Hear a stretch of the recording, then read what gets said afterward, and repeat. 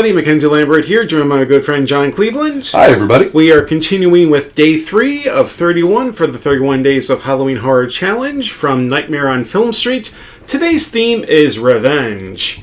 And there's been quite a few selections that you can go with here.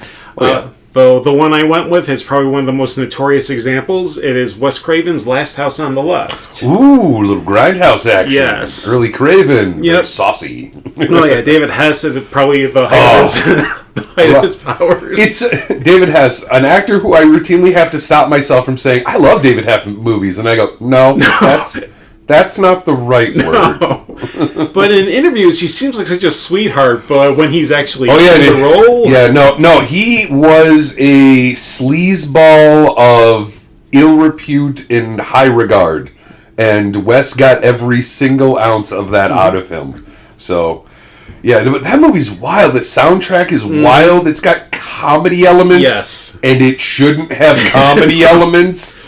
If you've never... I mean, even the remake, which obviously skews the comedy for that more hardcore style, is interesting in its own right. But no, the classic Last House on the Left is one of the best revenge films of all time. Yes. Because it also makes you, as all revenge films should, question if the revenge is something you should have done. Like, you're questioning your humanity. And there's also one problem with a lot of revenge films is that if you make the characters so horrible that no matter what amount of comeuppance, it's still not enough. Yeah. That's always a very tricky high wire act to pull off. Yeah, where's vengeance versus vigilantism and stuff? Yeah, absolutely.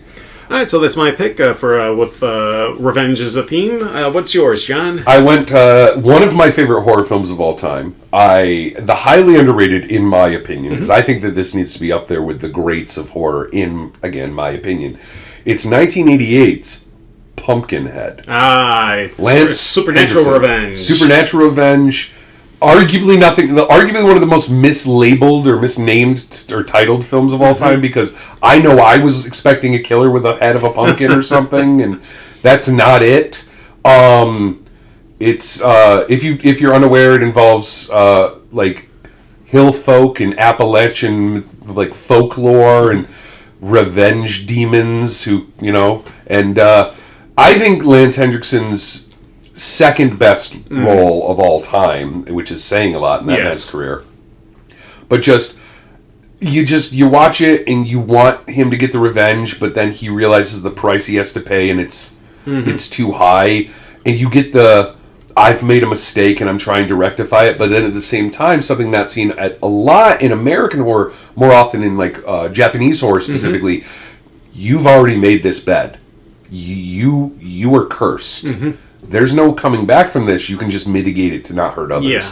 And I think that that's a strong message, too. And also, I'd like to point out that, not to get too much in the story because I want you to watch it if you haven't seen it, but great acting from a child. Yeah. He's not a big part of the film. He's, spoiler alert, only in it a little. Wink, wink, nudge, nudge. Yeah. I wonder what the revenge is about. But he's great in his little bit of screen time. So just, all around great. And also, you just want the one character to really get revenge. Yeah. Also, I gush about this movie. I love it to death. I'd like to point out Stan Winston, like one of the greatest special effects guys of all time, directed this. Yeah. Oh, absolutely. It's a fantastic film. Highly suggest. Yeah, good call on that one.